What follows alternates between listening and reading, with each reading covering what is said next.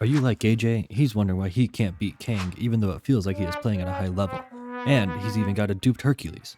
To make things worse, he spent hundreds of dollars buying units to supply the revives he's been wasting, which means he's been throwing money away at a free video game. If that sounds like you, then stick around. In this video, I'm going to teach you the basics of combat in Marvel Contest of Champions, so you can go from zero to hero. Get it, because Hercules, okay, early on, when you're first starting out, there's not a lot of things that you're able to do. Just being at the very early stages of the game, you don't have a lot of things unlocked yet. But one thing that you can do immediately, as soon as you open up the game, is combos.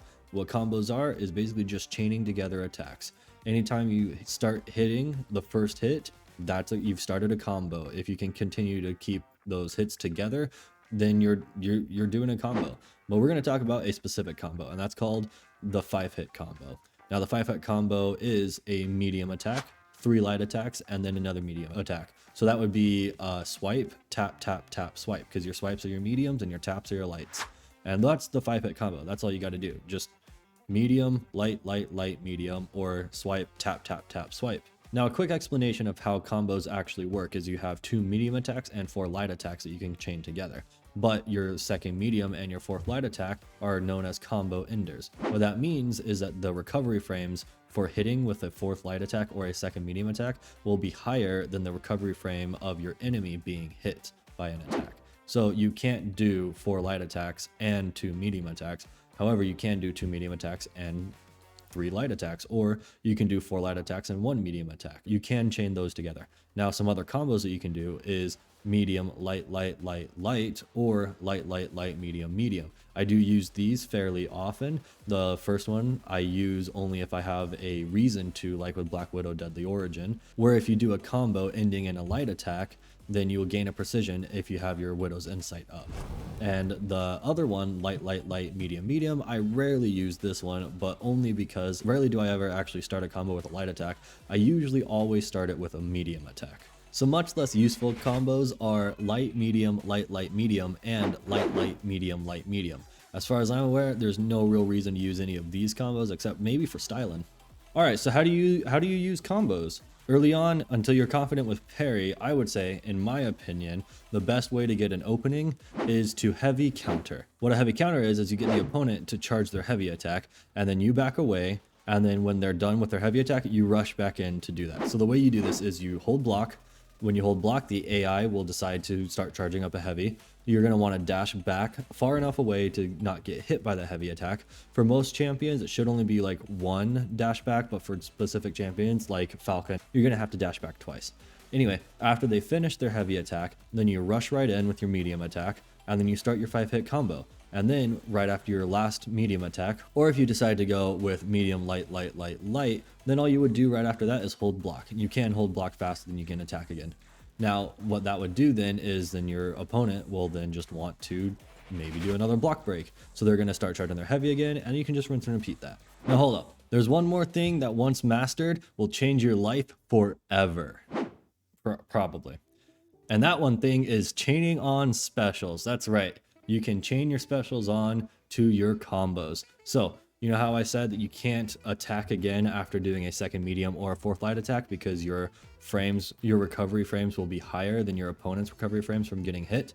Well, special attacks ignore the recovery frames. As soon as you hit your last medium attack or your last light attack, as soon as you do your combo, you can also hit your special attack, and that will just chain on your special attacks to that too. So if you get an opening in, you can do your full 5-hit combo and then bam, use a special attack, and that's an easy way to get your special attack in. Now I know that most people use their left hand to dash in and out. They do something like this. Like, oh my bad, I messed up. Don't worry about it. They do that. However, while you're trying to chain on your specials, see right here, then you have to reach down there. Now that's not too bad. You can definitely do that. But the way that I play is I actually only do block, and I swipe and dash back with my left hand, or with my right hand I meant. So you can do that, and then I can just have my thumb sitting over here ready to activate as soon as I finish a combo. I don't know. Try it out. I might just do that because I'm actually left-handed. Or sort of left-handed. I don't know. I write and stuff with my left hand, but then I like throw and shoot like with my right hand. Although I shoot a basketball with my right hand, but like a gun with my left hand. I don't know. I'm weird. All right, number two. Number two is Parry. Parry is a mastery that you unlock once you reach level 6. Now, in my most recent free-to-play account, I reached level 6 in the middle of Act 1, quest number 5. What Parry does is when you get a perfect block, it will reduce the amount of block damage that you take, as well as stun the opponent for a brief amount of time. This is probably the building block of combat in Marvel Contest of Champions. Now, how to parry. In order to parry, you need to get perfect blocks. What a perfect block is when you block at the moment of impact from an opponent's attack. Now you can do this on any attack. You can do this on specials, you can even do it on heavies. However, in order for you to actually parry them and get the stun as well, the stun is the most important part. The block proficiency increase is really nice to reduce the amount of block damage you take, but the most important part is the stun. Now, in order to stun it, they cannot be in a special attack. You can't stun special attacks, as well as you cannot stun any attacks that are projectiles or just attacks that don't make contact. So like Shuri, none of her attacks make contact. And then for champions like Yondu, anytime he uses his arrow, that also counts as not making any contact. However, Yondu's like first medium is a physical hit, so you can parry that one too. Once you unlock Parry and you get comfortable using it, you will probably be using this for the rest of the game, unless there's a specific node or a specific champion that punishes you for trying to parry them. Now, the most common way that I get a parry in is after my 5-hit combo. Remember how I said you can block it quickly after finishing your combo? Well, if you hold off a little bit and wait for the opponent to try to attack into you, you can get a parry off pretty quickly. That's the most common way that I do it, and it's also pretty reliable because the AI, while you're attacking them, is also trying to attack you back. So anytime you stop, they're probably going to go in for it. So if you just wait just a little bit longer, you could probably get that parry in after your combos. Now, the next most common way that I get a parry in is right as the fight is about to start. So you know how it like starts counting down or whatever, it's like ready, set, fight or whatever. Right after the fight is over, if you time it correctly, you can get a parry pretty quickly off because chances are the AI is going to try to attack as soon as the fight begins as well. Now, this is also a timing thing and should be practiced, but it is pretty reliable and you should be able to get it done pretty quickly. I just realized that kind of similar to how in like Mario Kart when it's counting down like 3, 2, 1, if you like press and hold the gas like on the 2 right as it's like fading out, it'll give you like a boost. It's kind of like that, I guess. The next place that I use parry often is just if there's a gap between the two of you and then your opponent starts to dash in, you can wait for him to get to you, and then right as he's throwing his dash attack, you can press your block button and then you should be able to parry. Now, this is a timing thing and it will take some practice, but once you get the hang of it, I mean, parry is just super useful. You should definitely try to get the hang of it. You should definitely go practice it. If you don't know how to parry, go practice right now. Now, the last important thing about parry is the block proficiency. So when you do parry, it does raise your block proficiency. And up until now, I've mostly only talked about how to get your parry in to stun the opponent so you can get an attack in. But another really useful option for parry is against specials that are hard to dodge or that you just can't dodge. So like Spider-Man's SP2 hits like a truck even through the block, but if you parry it, and again, this is going to be timing, and I mean, you should be able to dodge this pretty easily, but if you can't dodge it for whatever and you do get the block off and you do parry it, that should reduce the damage by quite a bit. So be aware of certain specials that you're not able to dodge and be trying to get parries on those maybe. Now, of course, this does take a lot more practice with the timing as well as knowledge about each champion's special attack, which brings us to number 3. Dexterity. Dexterity is a mastery that you have to unlock yourself in the mastery tree. I believe you can't do it until you are level 10 or 12. I'm not entirely sure which one, and it does cost a mastery core, a stony mastery core, which is going to cost you about 135 units. But that's not a big deal because dexterity is very worth it. Now, how parry is probably the most important mastery in the game because it allows you to get your combos in. Dexterity is also a very important skill to learn because dexterity is all about survivability. The more specials that you can learn to dex, the more fights your champions can survive. So what dexterity does is it gives you iframes when you dash backwards, and this can be used to dodge attacks that normally would have hit you. Also, anytime you do dodge an attack that would have hit you, it will give you a precision buff that will raise your crit chance for your next attack. So this is going to really help out with your survivability. Take Iron Man's SP1, the big beam that just covers the entire screen. You can actually dodge that entire thing instead of having to block it and take the block damage, or just get fully hit and take the full take the full damage.